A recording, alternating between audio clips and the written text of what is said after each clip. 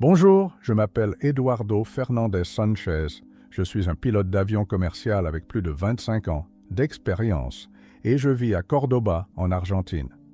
Aujourd'hui, je veux partager avec vous une expérience qui a complètement changé ma vie et ma perspective sur notre existence.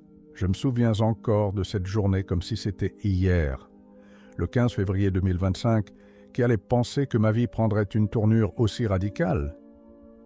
Il a eu plus de 2 décennies en conduisant des avions et il avait tout vécu, orages, turbulences extrêmes, même la peur technique occasionnelle. Mais rien, absolument rien, ne s'était préparé à ce que j'allais vivre. Ce jour-là, j'ai pris de Toronto avec le climat parfait, vraiment. Le ciel était clair et les passagers étaient si calmes en profitant du vol. Soudain, sans préavis, poum! Tous les systèmes ont commencé à échouer les uns après les autres. Je vous jure pour le plus sacré, c'était comme si une main invisible avait éteint chaque interrupteur plane. Mon copilote et moi nous sommes regardés avec des yeux comme des plats, pendant que nous essayions désespérément de récupérer le contrôle. Je me souviens avoir pensé « Mon Dieu, les protégeants !» tandis que l'avion a commencé à descendre en haché. La dernière chose dont je me souviens avant l'impact a été de fermer les yeux et de confier mon âme à Jésus-Christ. Il avait toujours été un homme de foi, tu sais.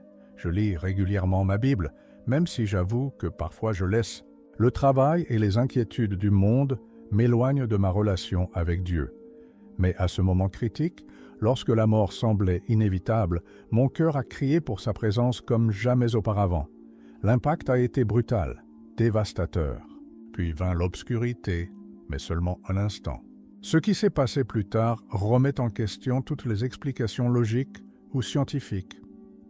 Soudain, je me suis vu flotter sur la scène de l'accident en regardant tout comme s'il s'agissait d'un film.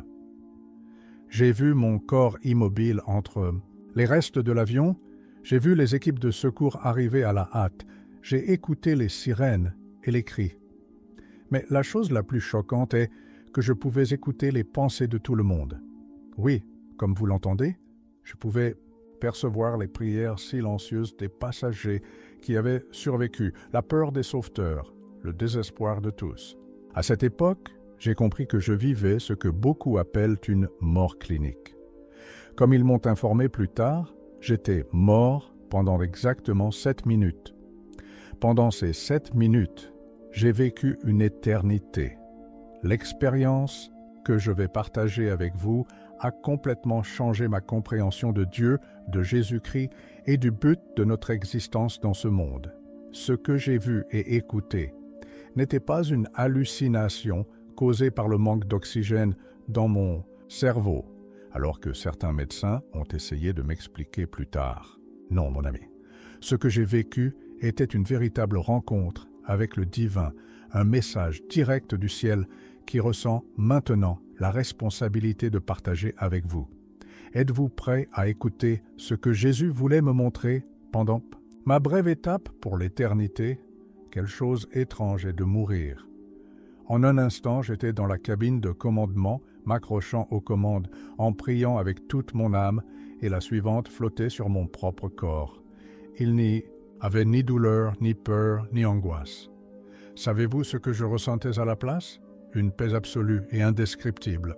C'est comme si, soudainement, toutes les préoccupations qu'il avait accumulées pendant des années, factures, problèmes familiaux, tensions de travail, avaient disparu avec un accident vasculaire cérébral. Je n'avais jamais connu autant de tranquillité dans ma vie.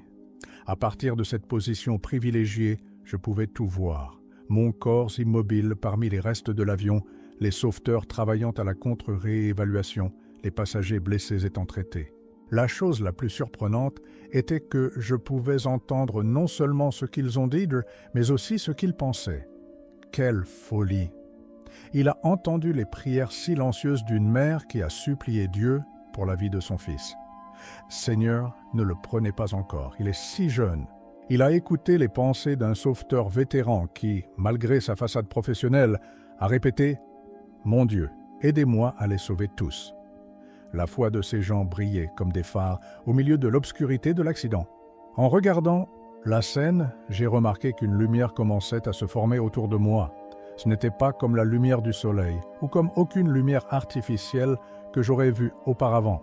Il était chaleureux, vivant, pulsant, comme s'il avait sa propre volonté. Ma première réaction a été de penser « Waouh! Est-ce ce que la Bible décrit comme la gloire de Dieu ?» La lumière est devenue plus intense, m'enroulant complètement. Il n'a pas aveuglé, mais a permis de voir plus clairement. En fait, j'avais l'impression de voir vraiment pour la première fois de ma vie. Puis, au milieu de cette luminosité extraordinaire, j'ai entendu une voix qui a grondé d'autorité, mais en même temps a transmis un amour si profond qui m'a fait trembler. « Wilson », dit-il simplement. Mon nom prononcé par cette voix semblait différent, comme s'il contenait toute mon essence, tout ce que j'étais. Je suis et je suis. Je me suis instinctivement tourné vers la source de la voix et, mon Dieu, il n'y a pas de mots dans un langage humain pour décrire ce que j'ai vu. C'était Jésus. Oui, Jésus-Christ en personne, avec une présence aussi puissante, si pleine, d'amour et de majesté qu'il tombe à genoux, s'il peut parler de genoux dans cet état. Son visage brillait de sa propre lumière. Ses yeux pénétraient le plus profond de mon être, connaissant chacune de mes pensées, chacun de mes péchés, chacune de mes bonnes actions. La chose la plus impressionnante est que, même si je pouvais voir toute ma vie avec tous mes défauts et mes erreurs, il n'y avait pas de procès dans son regard. Seulement l'amour, un amour si pur et parfait qui m'a fait pleurer. « Ne craignez pas », m'a-t-il dit avec un sourire qui semblait contenir toutes les bénédictions de l'univers. Je voulais te parler. À cette époque, j'ai compris que cette réunion n'était pas un accident, ce n'était pas simplement le résultat d'un accident d'avion, c'était quelque chose prévu, quelque chose avec un but. Jésus avait un message pour moi, et par extension pour tous ceux qui souhaitent l'écouter, un message si important que j'ai été autorisé à revenir de la mort pour le partager. Et tu sais quoi? Ce message a à voir avec l'avenir qui nous attend tous, un avenir pour lequel nous devons être préparés. Parce que ce que Jésus m'a montré plus tard changerait ma compréhension du monde dans lequel nous vivons. Être en présence de Jésus-Christ est quelque chose qui vous change pour toujours. Ce n'est pas comment vous l'imaginez, vous savez. Les peintures et les films ne rendent pas justice ou loin. Sa présence est tellement réelle, tellement vivante, qu'elle fait que tout ce que vous avez connu auparavant semble une ombre, un simple contour de la réalité. Ses yeux. Oh, ses yeux! Ils ont transmis un amour si profond que j'ai senti que je fondais à l'intérieur. Mais en même temps, il y avait une intensité qui révélait leur pouvoir divin. « Wilson », m'a-t-il dit à nouveau, et sa voix était comme de la musique, comme le son de 1000 ruisseaux qui coulent en même temps, puissant mais réconfortant. « Je vous ai amené ici parce que j'ai quelque chose d'important à vous montrer. » À ce moment, j'ai ressenti une peur révérentielle. Pas peur comme nous le comprenons normalement, mais ce sentiment d'être devant quelque chose d'aussi glorieux, si saint, que vous vous sentez complètement exposé. La Bible le décrit parfaitement dans Ésaïe 6. 5, lorsque le prophète s'exclame « Oh moi, je suis perdu, parce que je suis un homme aux lèvres impures. » C'est ce que je me sentais, indigne d'être en sa présence. Mais alors, Jésus a fait quelque chose que je n'oublierai jamais. Il tendit la main vers moi et toucha mon épaule. Dans ce contact, j'ai senti que la vie pure coulait, comme si chaque cellule de mon être était remplie de lumière. « Je ne vous ai pas amené ici pour vous juger », m'a-t-il assuré avec un sourire contenant toute la merci de l'univers. « Je t'ai amené parce que j'ai besoin que tu sois mon messager. » Je, un simple pilote d'avion commercial? Quel était spécial? Comme s'il lisait mes pensées, ce qu'il a sûrement fait, il a ajouté « Dieu ne choisit pas les formés, active les élus. Je t'ai choisi. » Les doutes ont continué à m'attaquer. « Mais Seigneur, dis-je d'une voix tremblante, il y a tellement plus de gens préparés, plus spirituels, plus proches de toi. Pourquoi moi? » Sa réponse m'a laissé sans voix. « Parce que vous avez vécu ma présence et mon absence. Vous connaissez une foi profonde et aussi un doute. Vous avez été proche et loin de moi. Cela vous permet de comprendre ceux à qui vous devez parler. » C'était vrai. Ma relation avec Dieu était comme une montagne russe au fil des ans. Il y avait des moments où j'ai ressenti sa présence aussi très bien que maintenant, et d'autres dans lesquels les préoccupations du monde m'éloignent de lui. Quelque chose pour lequel mon peuple doit se préparer. Son visage est devenu sérieux, mais ne menaçant pas. C'était l'expression d'un père qui a besoin d'avertir ses enfants d'un danger imminent. L'ennemi travaille furtivement depuis des siècles, préparant le terrain pour sa dernière grande tromperie. Et maintenant, l'approche du Times. En disant cela, le scénario qui nous entoure a changé. Nous ne flottions plus sur les lieux de l'accident. Nous avons été suspendus sur une vue panoramique du monde entier. Un monde que j'ai reconnu comme le nôtre, mais dans un avenir pas trop lointain. Ce que j'ai vu m'a laissé à bout de souffle, et j'ai compris pourquoi Jésus m'avait choisi pour transmettre ce message. Ce qui allait me montrer changerait ma compréhension de l'époque où nous vivons et de l'urgence du message du salut, contenu dans la Bible. Jésus tendit la main et, soudain, le monde sous nous a commencé à se transformer. C'était comme regarder un film de caméra rapide. Les villes ont grandi, les bâtiments sont devenus plus élevés et plus brillants, et la technologie, mon Dieu, la technologie, il a progressé à un rythme vertigineux, bien au-delà de ce que nous pouvons imaginer aujourd'hui. Regardez attentivement, m'a dit Jésus d'une voix sereine mais ferme. Ce que vous voyez, c'est le monde en très peu de temps. J'ai vu comment les gens sont devenus complètement dépendants de leurs appareils. Ce n'était pas comme maintenant que nous utilisons des téléphones et des ordinateurs. Non, c'était beaucoup plus profond. Les gens semblaient incapables de travailler sans technologie. Tout, absolument tout était connecté. Leur maison, leur corps, même leurs pensées semblaient être liées à un réseau mondial. Voyez-vous comment ils vivent? Et oui, je l'ai vu. Les gens marchaient comme des zombies, avec un look fort, dans les réalités virtuelles, isolés les uns des autres, malgré leur ensemble physiquement. La foi en Dieu avait été remplacée par une foi aveugle dans la technologie. Les églises étaient vides ou transformées en musées. La Bible, ce livre sacré qui contient toute la sagesse divine, avait été reléguée à l'oubli, considérée par beaucoup comme une relique des temps ignorants. Mon âme a mal à voir comment le monde avait oublié son Créateur. Ensuite, la scène a de nouveau changé. Nous avons maintenant vu une salle de conférence où les dirigeants mondiaux ont discuté d'un nouveau système d'identification numérique. Pour des raisons de sécurité et de commodité, ont-ils déclaré, nous mettrons en œuvre un système unifié mondial. Le système semblait inoffensif au début. Un moyen de simplifier les paiements, d'apporter des dossiers médicaux, de faciliter les voyages internationaux. C'est une avance, pas une imposition, ont-ils répété avec des sourires qui n'ont pas atteint leurs yeux. Les gens l'ont accepté avec enthousiasme. Quelle merveille! Je n'aurais pas besoin de transporter des cartes ou de me souvenir des mots de passe. Regardez attentivement, m'a dit Jésus pendant que le temps continuait de progresser dans notre vision. Peu à peu, le système facultatif est devenu obligatoire. Tout d'abord pour voyager, puis pour travailler, puis acheter de la nourriture. Ce n'est pas mal, a expliqué les autorités. C'est pour votre bien, pour votre sécurité. Et la plupart l'ont accepté sans question. Peu ont réalisé qu'avec chaque nouvelle fonction pratique, ils en ont donné un peu plus sur leur liberté, un peu plus sur leur vie privée, un peu plus sur leur humanité. Puis j'ai vu quelque chose qui a gelé mon sang, qui a refusé d'adopter le système, a commencé à être marginalisé.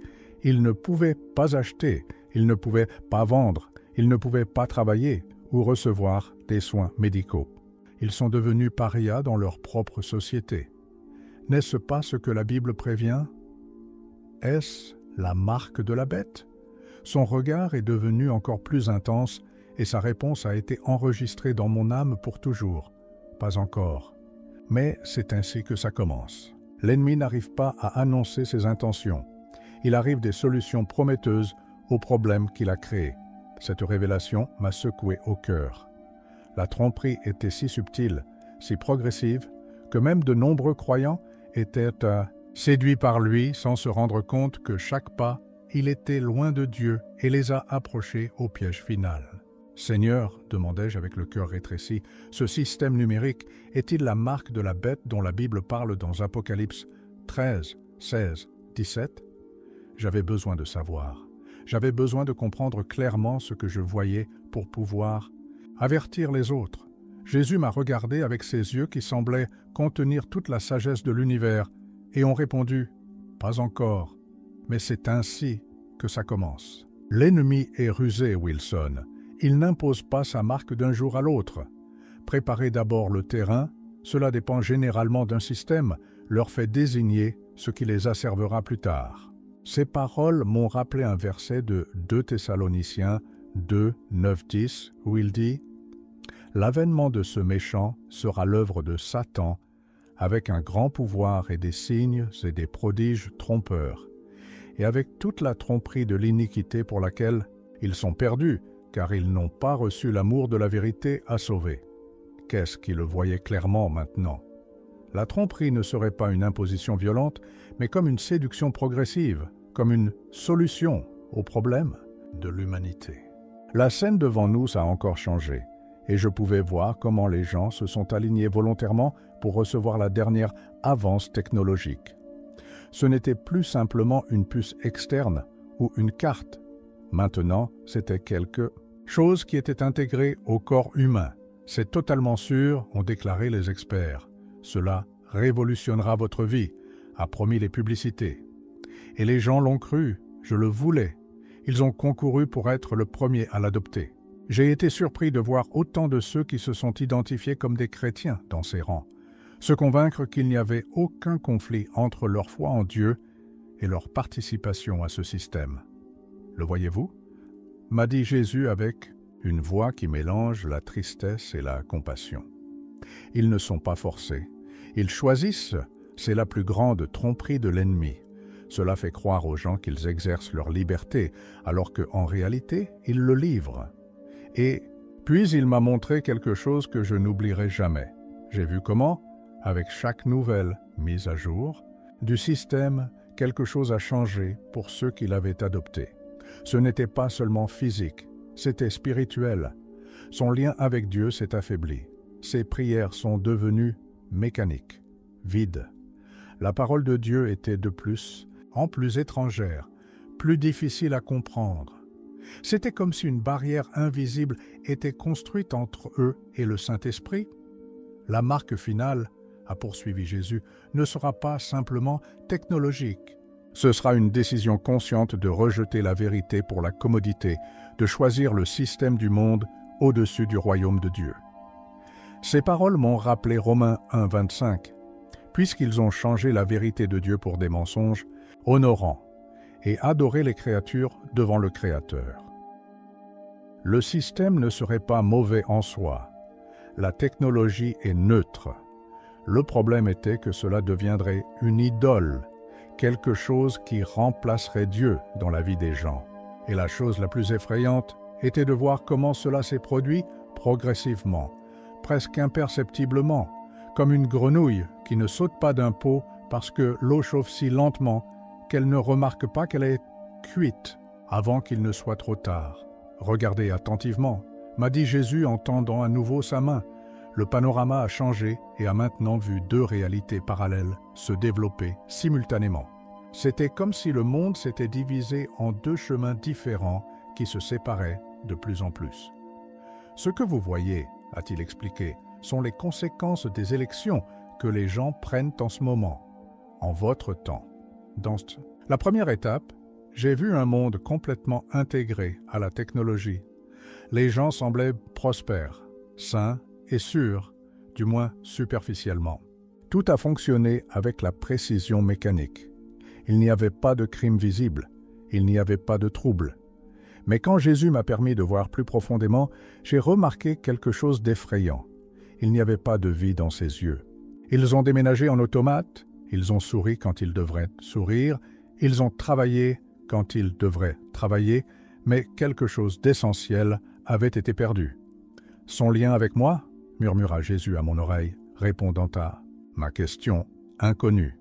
Ils ont échangé la présence de Dieu contre la présence d'un système qui leur promet tout ce que je leur offre, sécurité, disposition, but, mais sans me donner leur cœur.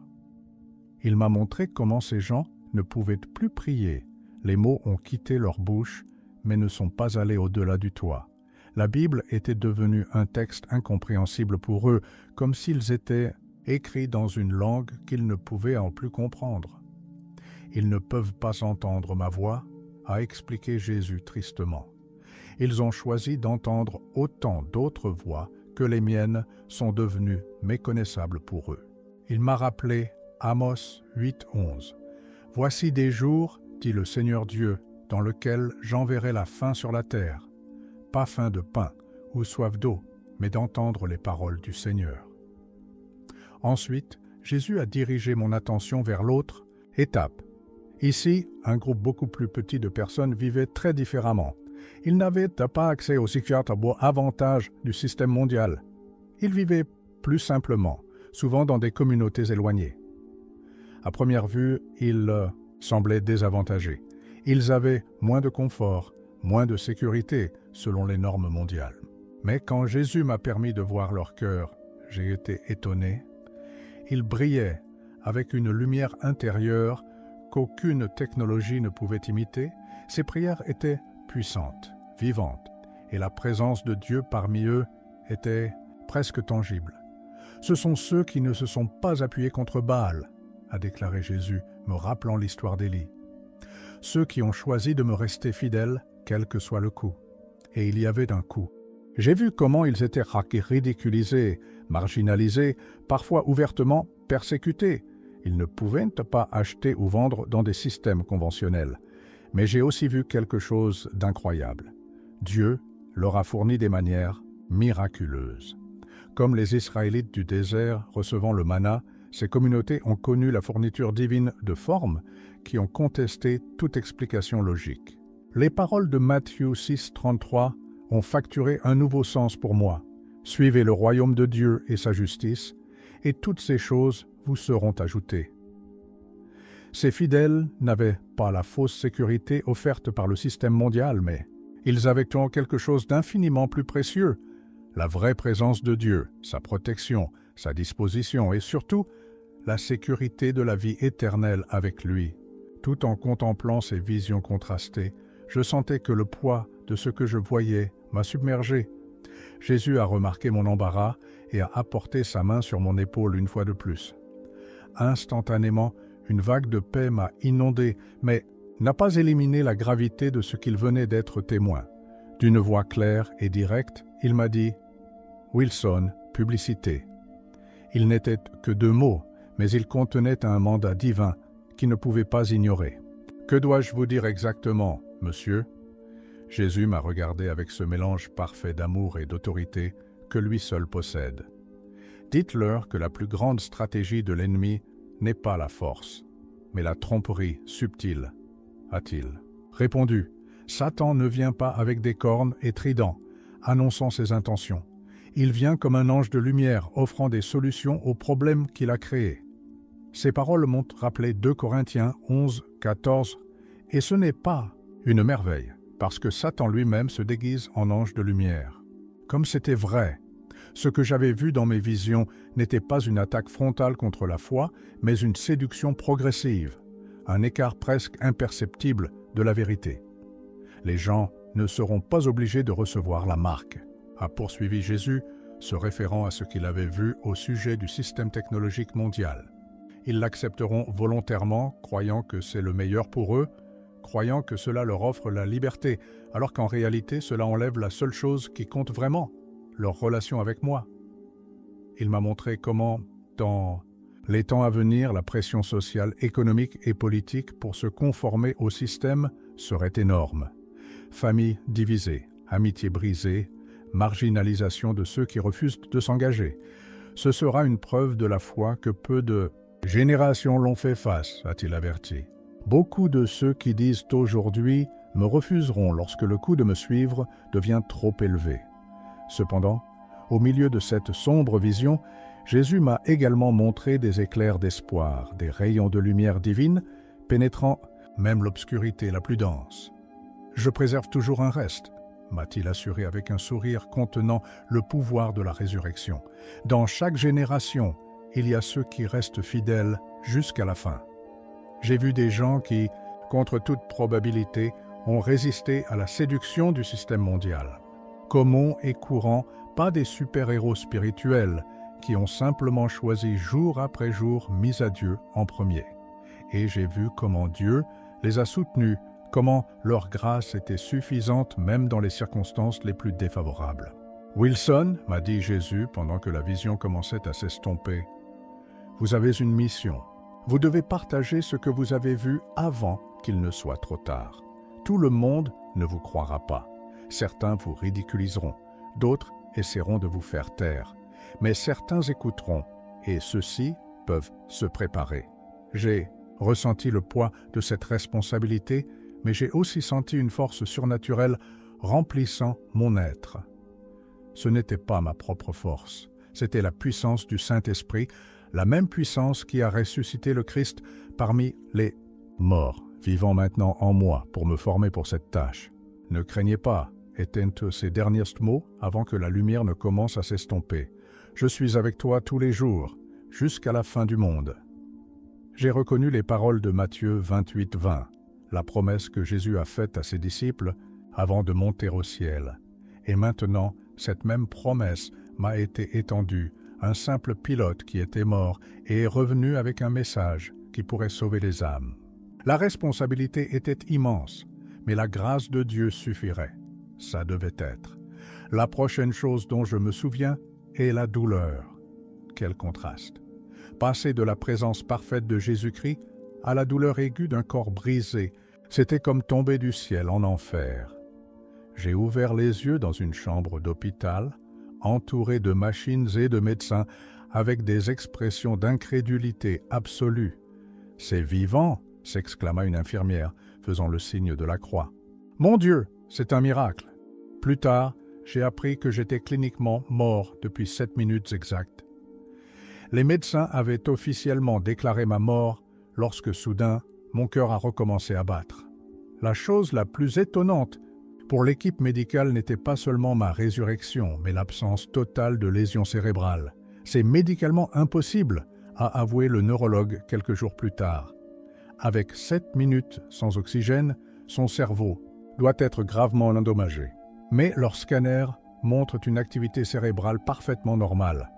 Je n'ai aucune explication scientifique à cela, mais j'ai eu une explication. La main de Dieu m'avait ramené dans un but. Pendant mon rétablissement, ce qui a été étonnamment rapide, j'ai commencé à partager mon expérience avec le personnel de l'hôpital.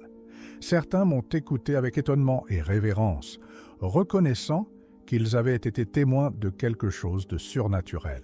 Il leur a parlé de Jésus, de son amour, mais aussi de son avertissement sur ce qui allait arriver.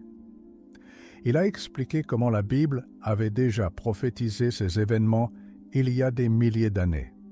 Certaines infirmières ont commencé à amener leur Bible à l'hôpital, me demandant de leur montrer les passages pertinents.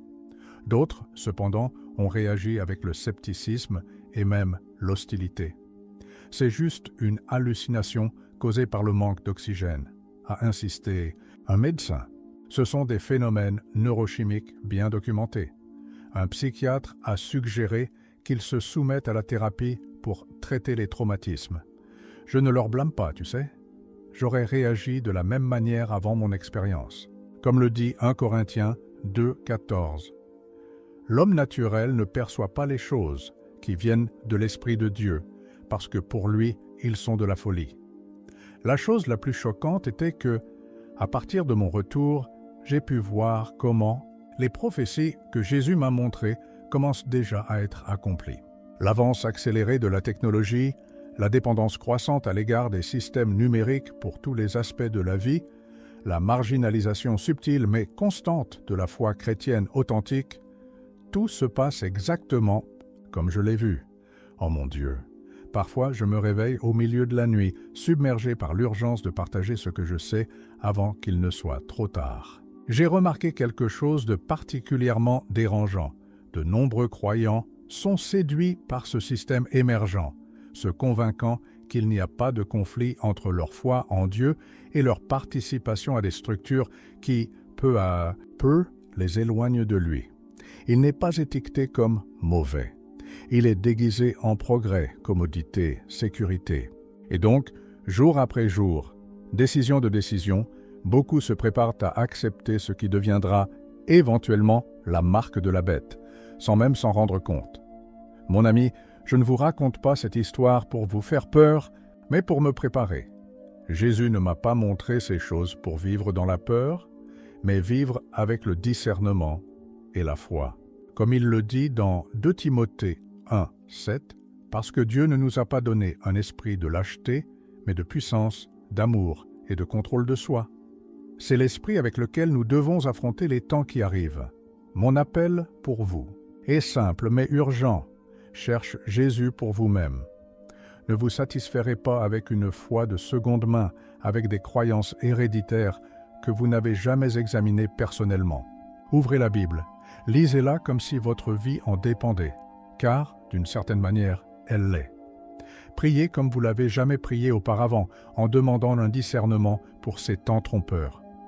Comme le dit Santiago 1,5, « Si l'un d'entre vous manque de sagesse, demandez à Dieu ce qui donne à tout le monde abondamment et sans reproche, et sera donné. » La tromperie qui vient ne sera pas annoncée comme telle. Il sera déguisé en solution, progrès, bien.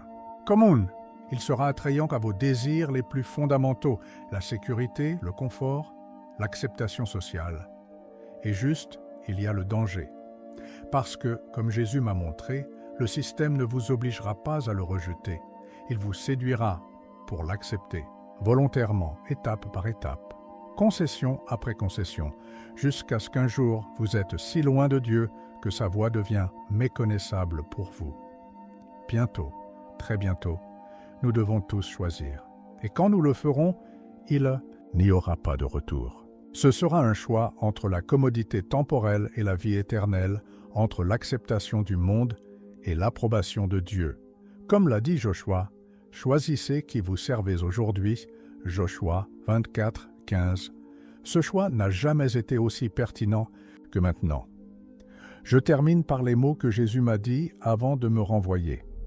Dites-leur que je les aime, que je suis mort pour eux, et que j'en souhaite peut-être. Mais dites-leur aussi que le temps arrive dans lequel chacun doit décider, OI ou le monde. Ils ne pourront pas servir deux seigneurs.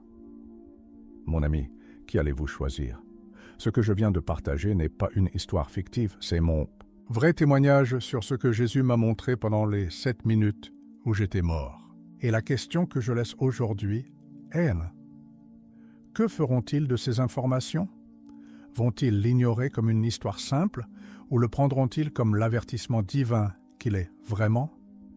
J'aimerais savoir ce que vous en pensez. Avez-vous eu une expérience similaire ou connaissez-vous quelqu'un qui a vécu quelque chose de similaire? Dites-moi dans les commentaires, votre témoignage peut être crucial pour les autres qui recherchent des réponses en ces temps déroutants.